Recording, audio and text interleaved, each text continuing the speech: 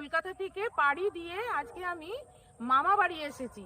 যে মামা বাড়িটা আমার অবস্থিত পশ্চিম মেদিনীপুরের কাশিজোড়া গ্রামে, ৯ নম্বর অঞ্চল। আর এই কাশিজোড়া গ্রামের কাশিজোড়া জঙ্গলে এসেছি আপনাদেরকে দেখাবো যে কাজু বাদামের জঙ্গলে কিরকম কাজু বাদাম হয়েছে এবং কাজু বাদামটা গাছের কোনখানে কোন অংশে হয় সেটা আপনাদের দেখাবো। আপনারা তো কাজু বাদাম বাজারে অনেক কিনে নিয়ে এসে ঘরে খান বা রান্নায় ব্যবহার করেন, কি যে কোনো কিছুতে কাজু বাদাম ব্যবহার করেন, কিন্তু কাজু বাদামটা কখনো ভেবেছেন গাছের কোন অংশে হয়, কোথায় থাকে কাজু বাদামের এই বীজটা? চলুন আজকে আপনাদেরকে সেটাই সাক্ষাৎ দেখিয়ে দিই যে কাজু বাদাম গাছটা কিরকম দেখতে হয়, প্লাস কাজু বাদামটা কোথায় হয়, ওই বীজটা কোথায় থাকে, তারপর সেইগুলো কিভাবে আমরা সেখান থেকে কাজু বাদামটা সংগ্রহ করে এইরকম আমরা ঘরে নিয়ে গিয়ে খাই, রান্নায় ব্যবহার করি।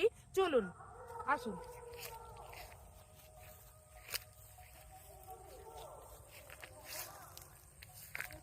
এই দেখুন, দেখতে পাচ্ছেন এটা হচ্ছে কাজু বাদামের ফল, আর এইটা দেখুন কাজু বাদাম। কাজু বাদামটা এই ফলের নিচে বাইরে কিন্তু এইরকম ভাবে লেগে থাকে, এটা কিন্তু এই বীজটার ভেতরে হয় না। এবার এইটা এখানে আমরা এইভাবে ভেঙে আমরা এটা সংগ্রহ করি।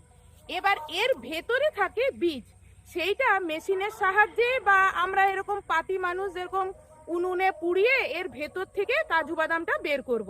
আর এই ফলটা ভাবছেন ফেলে দেওয়ার, মোটেই না। এই ফলটা আমরা এটা খাই। এটা আমরা যদি এইভাবে চুষে চুষে খাই না, কি দারুণ খেতে। একবার আপনারাও এইভাবে এই কাজু বাদামের জঙ্গলে এসে একবার ভ্রমণ করে যান, দেখবেন আর এই ফলটা খেয়ে দেখবেন কি দারুণ খেতে। কাজু বাদাম তো খেয়েছেন, এবার কাজু বাদামের ফলটা কিরকম খেতে।